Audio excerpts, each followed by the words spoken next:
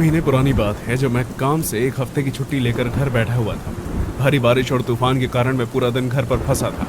ये उन दिनों में से था जब आसमान रोना बंद ही नहीं कर रहा था और जब आखिरकार रुका तब तक दोपहर हो चुकी थी। मैंने ज्यादा कुछ नहीं खाया था और मुझे कुछ नमकीन खाने की तलब होने लगी। खास तौर पर मुझे प्रिंगल्स का एक कैन और शायद सिगरेट का एक पैकेट चाहिए था। मैं अकेला रहता हूँ और वो भी एक शांत इलाके में, इसलिए मैंने सोचा कि मैं सीधे नजदीकी पेट्रोल पंप तक जाऊंगा जो लगभग 5 मिनट की दूरी पर ही था और जल्दी से अपनी जरूरत का सामान ले लूंगा। पेट्रोल पंप लगभग खाली था, सड़कें सुनसान थी और बारिश की वजह से स्ट्रीट लाइट टिमटिमा रही थी। जैसे ही मैं पार्किंग में पहुंचा मैंने देखा कि एक आदमी बिल्डिंग के पास रखे कूड़ेदान में कुछ ढूंढ रहा है। पहले तो मुझे लगा कि वो बस रिसाइकिल करने लायक चीजें ढूंढ रहा होगा, लेकिन फिर मैंने देखा कि वो कूड़ेदान से खाना खा रहा था। वो बहुत गंदा लग रहा था। उसके बाल उसके चेहरे तक आ रहे थे और बहुत उलझे हुए थे और कपड़े भीगे और फटे हुए थे जो उसकी त्वचा से चिपक रहे थे। वो नशे में नहीं लग रहा था, बस थोड़ा बुझा हुआ था। उसकी हरकतें अजीब थी, कभी बहुत शांत तो कभी बहुत हिंसा भरी। जब मैं उसके पास से गुजरा तो उसने मुझे देखा लेकिन कुछ कहा नहीं।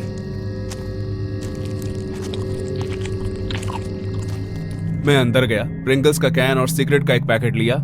शायद पैसे देने में 1 मिनट लगा होगा। कैशियर ने मुझे देखा तक नहीं, उसकी नजर बस अपने फोन की स्क्रीन पर गड़ी रही। काम खत्म होने के बाद मैं एक हाथ में प्रिंगल्स और दूसरे हाथ में सिगरेट लिए बाहर आया। वो बेघर आदमी ठीक वहीं खड़ा था जहां मैंने उसे आखिरी बार देखा था। ए, तुम्हारे पास पैसे हैं? उसने पूछा। हालांकि वो धीमी आवाज में बोल रहा था, लेकिन उसकी आवाज में जबरदस्ती आराम से बात करने के अंदाज को देख मैंने कहा, माफ करना, मेरे पास कुछ नहीं है, और जल्दी से उसके पास से निकल गया। मैं अपनी कार में बैठा और इंजन चालू किया। मैं गाड़ी चलाना ही वाला था कि बोनेट पर जोरदार आवाज सुनाई दी। वो पागल आदमी मेरी कार पर कूद पड़ा था। वो चिल्लाने लगा, विंडशील्ड पर मुक्के मारने लगा और वो जो कुछ भी कह रहा था मुझे कुछ समझ में नहीं आ रहा था।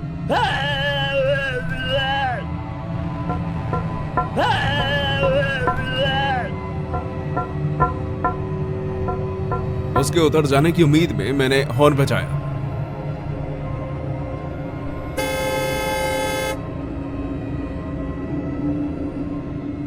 लेकिन वो आराम से उतर गया और मेरी कार के सामने खड़ा हो गया जैसे वो कोई नाटक करने वाला हो।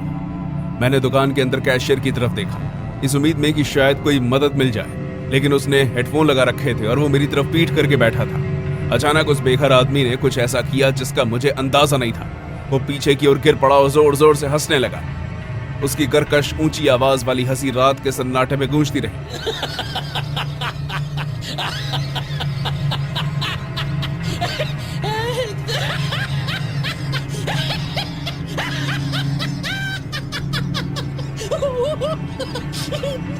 मैं उसके इस नाटक से इतना गुस्सा और घटिया महसूस कर रहा था कि मेरे अंदर कुछ टूट गया। बस कुछ टूट गया। मुझे नहीं पता मुझ पर क्या आया, शायद घबराहट, गिल्ट या फिर गुस्से का एक उबार जिसने मुझे गाड़ी तेज करने पर मजबूर कर दी। एक घिनौनी गड़गड़ाहट के बाद एक चीज सुनाई दी। मैं उसे देखने के लिए रुका नहीं, मैं सीधा घर चला गया। पूरे समय कांपता रहा। मुझे यकीन नहीं हो रहा था मैंने ये क्या कर दिया था। मैं खुद से कहता रहा कि उसे बस थोड़ी सी चोट लगी है, शायद मैंने उसे उतनी जोर से नहीं मारा जितना लगा। फिर भी मुझे अंदर ही अंदर पता था कि मैंने गलती कर दी है। उस रात मुझे सोने में बहुत मुश्किल हुई। तूफान फिर से शुरू हो गया, पहले से भी ज्यादा तेज। मैं 2 बजे रात को उठा तो देखा कि घर में तेज हवा के झोंके आ रहे थे। मुझे चिंता हुई कि शायद मैंने लिविंग रूम की खिड़की खुली छोड़ दी होगी। मैं नीचे उतरा और खिड़की खुली थी। मैं उसे बंद करने के लिए पहुंचा तो मुझे रसोई की ओर जाते हुए खून से सने पैरों के निशान मिले। एक अनजाना सा डर मेरे अंदर रेंग रहा था। धीरे धीरे मैं मुड़ा और उन निशानों का पीछा किया।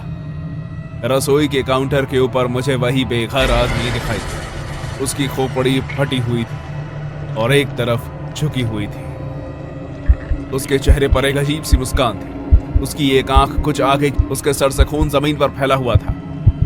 उसने खामोशी से मेरी तरफ देखा और मेरी आंखों के आगे अंधेरा छा गया। अगली सुबह मैं जमीन पर पड़ा हुआ था। मैं खून से सने पैरों के निशान देखने के लिए उछलकर खड़ा हुआ, लेकिन मुझे ये देखकर हैरानी हुई कि मेरे घर में खून का एक भी धब्बा नहीं था, कोई अंदर आने का निशान भी नहीं। मैंने खुद को यकीन दिलाया कि ये एक बुरा सपना था।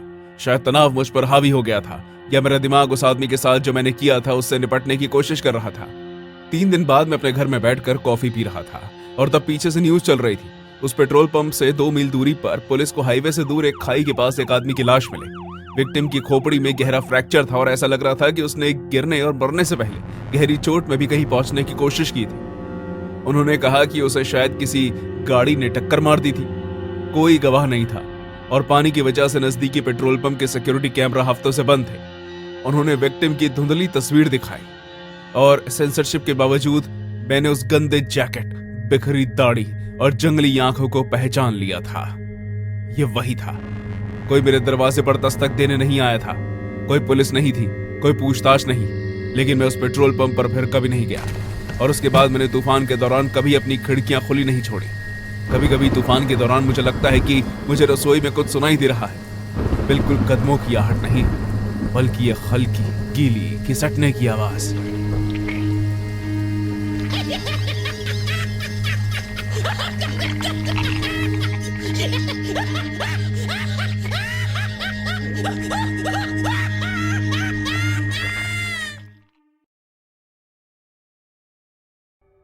ये घटना तब की है जब मैं 16 साल का था।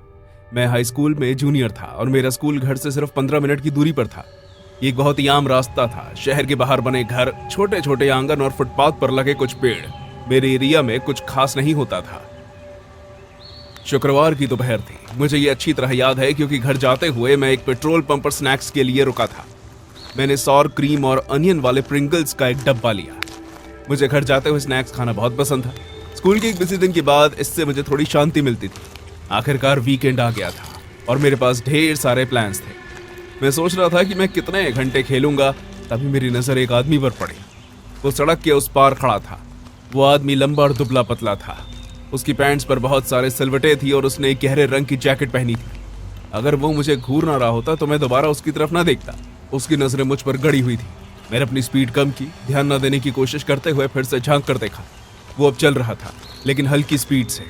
उसकी नजरें मुझसे कभी हटी नहीं। मैंने नॉर्मल बर्ताव करने की कोशिश की, शायद वो भी उसी रास्ते जा रहा था। लेकिन जब मैं अपनी गली के लिए बाएं मुड़ा तो वो भी मुड़ गया। ये देखकर मेरे रोंगटे खड़े हो गए। मैं चलता रहा, ऐसे जताते हुए जैसे मैंने उसे देखा ही नहीं। लेकिन उसके बाद कदमों की आहट मेरे कानों में गूंज रही थी।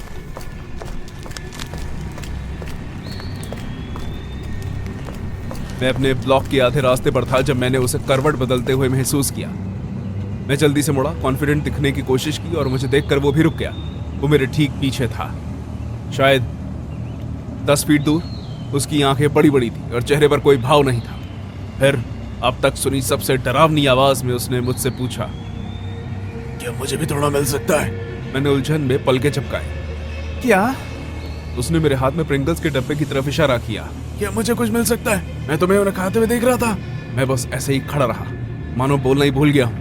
न हंस रहा था न मुस्कुरा रहा था, जिससे अंदाजा हो रहा था कि ये कोई बेवकूफी भरा मजाक नहीं था। उसका चेहरा अजीब सा शांत था, जैसे वो सचमुच यही कह रहा हो। नहीं, और तुम मुझे डरा रहे हो, समझे? तुम मेरा पीछा कर रहे हो, मैंने कहा। वो अचानक मुस्कुराया। मैं कुछ कदम पीछे हट गया। उसकी मुस्कान में कुछ ऐसा था जिससे मुझे लग रहा था कि वो अब गुस्सा होने वाला है। मैं मुड़ा और वहां से भाग गया। मैंने पीछे मुड़कर नहीं देखा। मैं जितनी तेजी से भाग सकता था भागा और घर पहुंचकर ही रुका। मैंने अपने डैड को उस आदमी के बारे में बताया। मुझे हाफते और खांसते देखकर वो बहुत टेंशन में आ गए। वो बाहर देखने गए, लेकिन वो आदमी कहीं नहीं मिला। हम दोनों ने इसे अनदेखा कर दिया, ये सोचकर कि वो बस एक बेघर अजीब आदमी होगा। लेकिन उस रात ऐसा कुछ हुआ जो आज भी मुझे नींद में सताता है। रात के करीब 2 बजे मेरी नींद खुली। पहले तो मुझे समझ नहीं आया कि क्यों, बस कुछ गड़बड़ सी लगी। मेरे कमरे में एकदम सन्नाटा था। लेकिन फिर मैंने सुना एक हल्की सी खड़खड़ाहट। ये हल्की सी थी, लेकिन बहुत पास से आ रही थी। एक बार और फिर एक बार और। मैं बिस्तर पर उठकर बैठ गया और अपनी खिड़की की तरफ देखा। मैंने उसे हवा आने जाने के लिए थोड़ा सा खुला रखा था और मुझे पर्दों पर कोई परछाई का एहसास हुआ। मैं धीरे से उठा और खिड़की के पास गया। मैंने पर्दा हटाया और जैसे ही मैंने बाहर देखा, मेरी धड़कनें रुक सी गई थी। मैं एकदम डर गया था। हमारे घर के बाहर एक बड़ा पुराना पेड़ है, शायद 5 फीट की दूरी पर, और उसकी एक मोटी डाल पर मेरे कमरे के बराबर में बैठा था वो आदमी। वही आदमी जिसकी और उसके हाथ में प्रिंगल्स का एक डिब्बा था, मेरे फ्लेवर का, सार क्रीम और अनियन वाला। वो धीरे धीरे उन्हें खा रहा था और मुझे घूर रहा था, जैसे मुझे चिढ़ा रहा। और इस बार वो मुस्कुरा रहा था।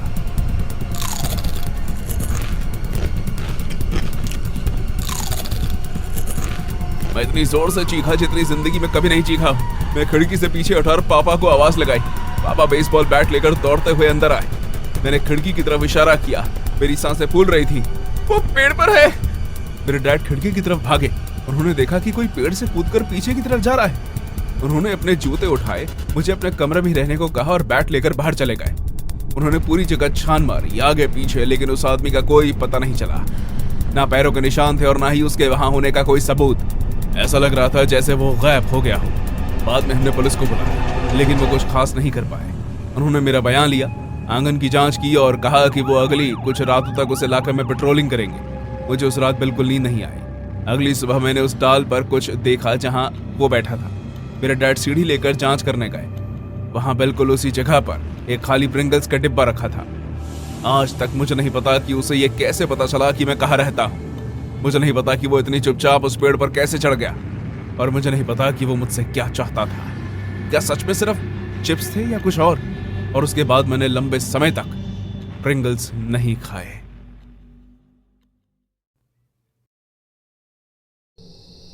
सेमेस्टर खत्म होने वाला था, जिसका किसी भी कॉलेज स्टूडेंट के लिए बस एक ही मतलब होता था, रात भर जागना। मेरा नाम रायन है और जब ये घटना घटी तब मैं अपने दूसरे साल में था। मुझे एक बहुत बड़ा वीडियो एडिटिंग प्रोजेक्ट पूरा करना था, जो मेरे फाइनल ग्रेड का लगभग आधा हिस्सा था। डेडलाइन सुबह 8 बजे की थी और मैं अपनी डेस्क पर क्लिक, रेंडरिंग और नींद न आने की कोशिश में डूबा हुआ था। आधी रात के आसपास मुझे एहसास हुआ कि मुझे एनर्जी की जरूरत है। मैंने अपने डार्क रूम की छोटी सी पेंट्री में हाथ डाला, जहां ज्यादातर इंस्टेंट नूडल्स और सस्ते स्नैक्स थे। मेरा हाथ शेडर चीज प्रिंगल्स के कैन पर पड़ा, जो मैंने कुछ दिन पहले खरीदा था। काम से भरी लंबी रात के लिए ये एकदम सही, बिना ज्यादा दिमाग लगाए एक आसान स्नैक। मैंने सील तोड़ी, कैन को लैपटॉप के पास रखा और काम पर लग गया। मेरा पूरा ध्यान स्क्रीन पर टाइमलाइन पर था। अगले कुछ घंटों तक मेरी जिंदगी एक चक्र की तरह चलती रही। एक क्लिप देखो, उसे ट्रिम करो, कोई इफेक्ट डालो और फिर कैन में हाथ डालकर चिप्स निकालो। मैं इसके बारे में सोच भी नहीं रहा था। मेरा हाथ बस झट से बाहर निकलता, एक घुमावदार कुरकुरे आलू के वेफर को पकड़ता और उसे मुंह में ले लेता। प्रोजेक्ट धीरे धीरे पूरा हो रहा था और प्रिंगल्स का कैन धीरे धीरे खाली हो रहा था। मुझे ठीक से समय याद नहीं, लेकिन लगता है कि रात के 2 बज चुके थे। मुझे अपने चिप्स निकालने के लिए नीचे हाथ डालना पड़ रहा था, जिससे मुझे यह पता चल गया था कि यह खत्म होने वाला है। मेरा ध्यान एक खास तौर पर मुश्किल ऑडियो सिंक पर था और मेरा हाथ ऑटो पायलट पर कैन में चला गया। मुझे उम्मीद थी कि आखिर कुछ चिप्स के जाने पहचाने भुरभुरे किनारे महसूस होंगे, लेकिन मेरी उंगलियां किसी और चीज से छू गई। वो मुलायम और थोड़ा रबड़ जैसा था। मेरा पहला ख्याल यही था कि यह बस मसाले का एक टुकड़ा है या शायद कोई चिप्स है जो किसी वजह से गीला हो गया हो। मुझे गुस्सा आ रहा था, लेकिन मैंने स्क्रीन से अपनी नजर नहीं हटाई। मैंने उस मुलायम चीज को अपने अंगूठे और उंगली के बीच दबाया ताकि उसे अच्छी तरह पकड़ सकूं। मैं बस उसे निकालकर कूड़ेदान में फेंकना चाहता था, लेकिन वो अजीब तरह से मोटा लग रहा था। मुझे लगा कि वो डिब्बे में आखिरी 2 चिप्स के बीच फंसा हुआ एक बड़ा टूटा हुआ टुकड़ा है।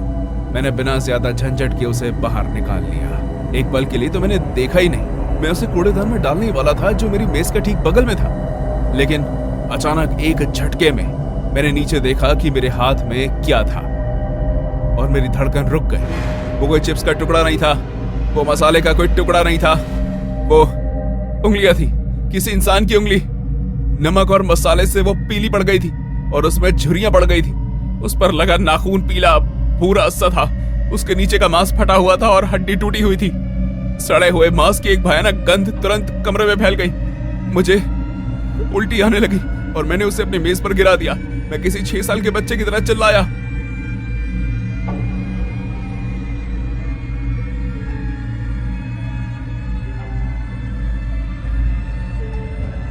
मैं अपनी कुर्सी पर पीछे हट गया और देखा कि कटी हुई उंगली मेरी मेज पर पड़ी है, एक पेन और एक पेपर क्लिप के बीच मुड़ी हुई। मैं अपने कालीन पर उल्टी करने ही वाला था। मेरे हाथ इतनी बुरी तरह कांप रहे थे कि मैं मुश्किल से अपना फोन अनलॉक कर पा रहा था। जब मैं किसी तरह संभला तो मैंने 911 डायल किया। कुछ देर बाद पुलिस आ गई। मुझे लगता है कि पहले तो उन्हें शक हुआ होगा, शायद उन्हें लगा होगा कि कोई शरारत है, लेकिन जब उन्होंने उंगली देखी तो उनके हाव भाव बदल गए। उन्होंने कभी नहीं सोचा था कि उन्हें प्रिंगल्स के डब्बे में सड़ी हुई इंसानी उंगली मिलेगी। उन्होंने मेरा बयान लिया, डिब्बा और उसमें मौजूद भयानक सामग्री ली और चले गए। उसके बाद मैं अपने प्रोजेक्ट पर और काम नहीं कर पाया। मैं बस वहीं बैठा रहा, अपनी मेज पर उस जगह को घूरता रहा जहां उंगली थी, जब तक सूरज नहीं निकल गया। लगभग 1 हफ्ते बाद एक डिटेक्टिव ने मुझे फोन किया। उसने बताया कि उन्हें पता चल गया कि क्या हुआ था। प्रिंगल्स फैक्ट्री में एक मजदूर की उंगली किसी मशीन में कट गई थी। उन्होंने उसका डीएनए टेस्ट करवाया और वो मैच हो गया। जासूस ने बताया कि फैक्ट्री मालिक को इस एक्सीडेंट के बारे में पता था, लेकिन एक उंगली की वजह से वो प्रोडक्शन लाइन बंद नहीं करना चाहता था।